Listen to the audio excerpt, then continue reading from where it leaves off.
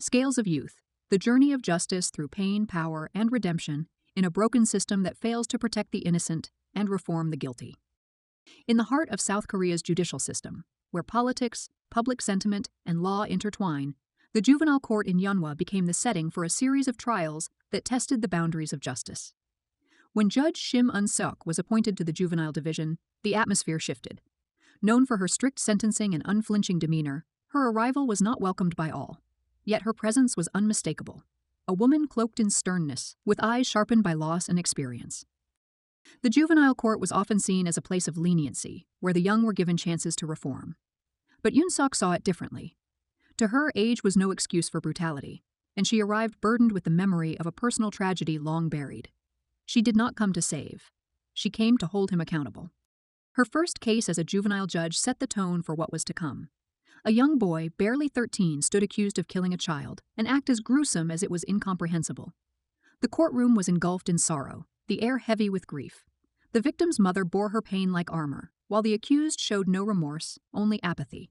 He and the girl who aided him revealed a generation desensitized to violence, shielded by the law's protection of their youth. The investigation uncovered a darkness deeper than crime itself. It revealed a system ill-equipped to face children who committed acts of adults. The boy's sentence was light, constrained by legal precedent and public policy. The girl received the heavier punishment, though her mind was already unraveling. For Yoon-seok, the law's hands were tied, but her heart bore the weight of failure. Justice, it seemed, was a fragile illusion. Judge Cha Tae-ju watched from across the bench. Younger, empathetic, and shaped by his own troubled past, he believed in rehabilitation over retribution. Where Eun-seok saw rot, he saw broken homes, neglected children, and systems that abandoned them long before they arrived in court. He understood that these youths were not born to harm, but shaped by violence, poverty, and indifference. Despite their ideological divide, both judges shared a common truth. The law alone was not enough. They began to uncover the lives behind the offenses, fragments of childhood ruined by the adults meant to protect them. The next case brought a girl named Seo Yuri to the courtroom, accused of drug use and prostitution. Her body bore the signs of abuse. Beneath the surface of her criminal record lay a home ruled by terror. Her father, a man with the image of responsibility, was the true source of her suffering. Through deliberate action, the court exposed him. It was not enough to punish Yuri. The court had to protect her from the world that shaped her crimes. In each new case, the judges were forced to balance justice with empathy. The courtroom became a mirror, reflecting a society that failed its children. They confronted crimes born not only of malicious intent, but also of systemic failure and emotional neglect. An inspection of the Purom Youth Recovery Center further deepened the growing awareness that institutions were no safe haven. Meant to rehabilitate, the center instead masked a culture of exploitation and cruelty. Un-seok's scrutiny revealed hidden abuse, and her relentless pursuit of truth led her to the woman at its helm, Director Oh Son-ja, a figure of calculated authority whose past bore its own scars. She had once neglected her own daughter, a truth that resurfaced in her obsession with discipline and order. Yoon-seok's judgments grew sharper, but not colder. She began to understand that behind each juvenile stood a web of unresolved pain. Her strength was no longer drawn only from her bitterness, but from a growing determination to address the disease within the system, not just its symptoms. Another case shattered the illusion of equality before the law. A group of affluent students were caught cheating, aided by adults within their elite academic institutions. Their families wielded power and influence, confident that money could wash away any stain. The court, however, did not bend. The judges unearthed a pattern of manipulation, where education was used as a weapon of privilege. The offenders were punished not only for cheating, but also for contributing to a system that rewarded deception and buried the deserving. The pressure mounted. Public opinion swelled with every verdict, demanding either greater leniency or harsher retribution. Chief Judge Kang, once content with quiet administration, found himself torn between the rules of bureaucracy and the demands of justice. Yoon-seok's defiance of institutional complacency challenged him to look beyond procedure and confront uncomfortable truths. All the while, Yoon-seok struggled silently with the ghost of her past, a boy who once took a life close to her heart. That loss had carved a hollow space within her, one she tried to fill with law, order, and severity. She had vowed never to let another young offender go unpunished, not because she despised them, but because she feared the recurrence of senseless tragedy. Still, for all her convictions, cracks had begun to form. The stories she heard, the children she judged, and the family she confronted began to pull at her resolve. There was no single reason behind every crime. There was only pain, twisted, inherited, and magnified. Through each trial, the juvenile court revealed its complexity. It was not a place of mercy alone, nor of judgment alone. It was a battlefield of ideals, where each decision could shape a future or shatter one. As the first half of her tenure unfolded, Yoon-suk found herself walking a finer line than ever before. The law remained her sword, but experience had become her compass. Her judgments still cut deep, but they were no longer born of vengeance alone. She began to understand that justice did not live in the severity of a sentence, but in the courage to confront the unseen truths behind it. The courtroom, once a place where Judge Shim Yoon-suk delivered verdicts with impersonal precision, had become a stage for the painful collision between justice and truth. As more cases passed through her hands, her role evolved. She was no longer merely interpreting the law. She was holding a mirror to a fractured society, and the reflections it revealed were grim, tangled in class, corruption, and institutional neglect.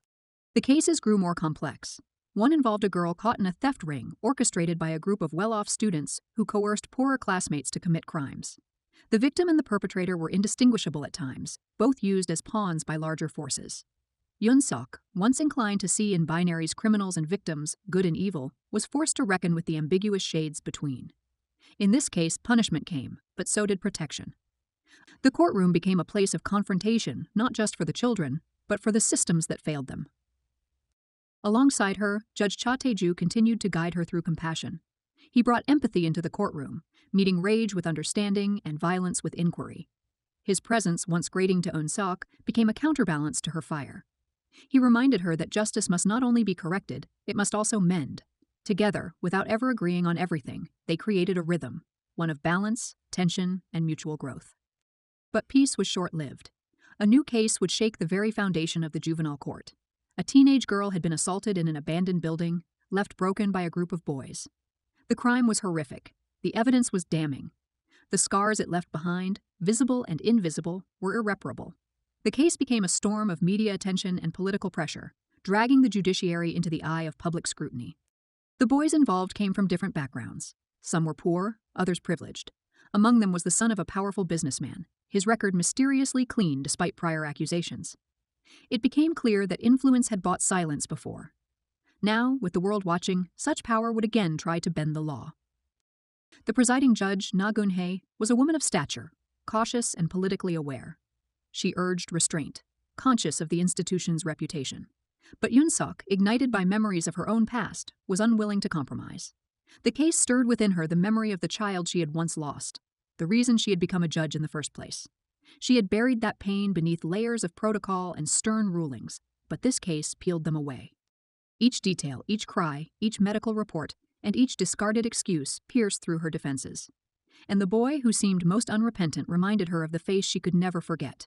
It was not a resemblance of features, but of expression, calculated, cruel, and invincible under the shelter of youth. Her anger was volcanic, but anger alone could not serve justice. She knew this, and so she focused not on retribution, but on clarity. She demanded a thorough investigation, resisted external pressure, and forced every adult connected to the case, parents, lawyers, and school officials, to confront the consequences of their negligence. Even within the court, lines began to divide. Gun-hye, fearing public backlash, attempted to mediate.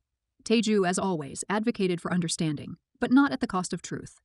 Eun-suk stood firm. What had happened was not an impulsive act. It was a series of choices, emboldened by impunity and a society that believed boys should be protected more than girls should be safe. As the hearings unfolded, more than guilt was uncovered. One of the accused broke down under pressure, revealing that he had been coerced into silence by threats and manipulation. Another showed signs of past trauma, himself a victim of abuse. But none of these revelations erased the horror of what had been done. Instead, they painted a fuller picture, a cycle of violence sustained by silence and power. In the end, the boys were sentenced, not lightly, and not without protest. The court pushed the limits of the juvenile law, ensuring that each was held accountable within the scope allowed. But the process itself became the real reckoning. For the families, for the media, and for the judges, it was a lesson in how deeply broken the support systems were, how early cruelty began, and how late society chose to intervene. After the trial, the public mood shifted. The juvenile court was no longer dismissed as lenient or ineffective. It had become a symbol of confrontation, of uncomfortable truths being dragged into the light. For Yoon-suk, the journey had come full circle. From a judge hardened by loss to one awakened by the stories behind the crimes, she had evolved. She did not become softer. She became deeper. Her rulings still carried weight, but now they also carried insight. Her contempt for juvenile offenders had been transformed into a resolve to confront the causes of their descent. She worked with Tae-ju and others to propose reforms to the juvenile system, not just in sentencing, but in prevention and rehabilitation. She met with lawmakers, child psychologists, and educators. No longer satisfied with punishing after the fact, she wanted to build systems that intervened before the damage was done. Chief Judge Kang, moved by her conviction, began to support broader reforms. Even Na Gon-hee, initially resistant, admitted the necessity of change. What had begun as a personal crusade had grown into institutional momentum. In the final days of her tenure, Yoon-suk stood again in court, watching another case unfold. The defendant was young, trembling, and barely understanding the charges. She listened, not just to the crime, but to the story. She remembered the journey of pain, of awakening, of justice tempered by humanity. The courtroom had not changed, the law remained the same, but she had. And through her transformation, the first tremors of change rippled through the very foundation of the juvenile justice system. Not perfect, not finished, but it has begun.